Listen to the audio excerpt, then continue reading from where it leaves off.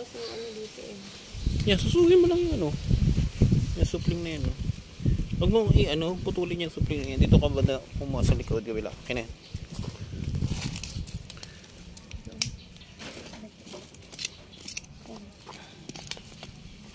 Maliit yan. Kahoy man yan. Diyan ako bala kumuha.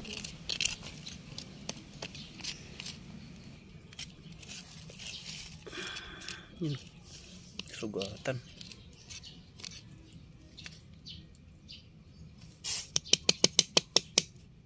Medyo mo ba? Lagi mo content ang sa pagkakas.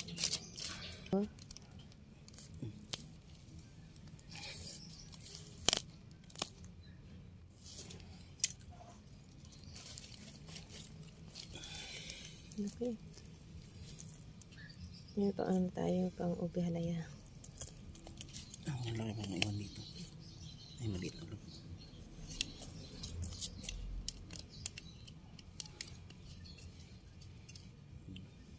Ang ganun pagkakaano niya.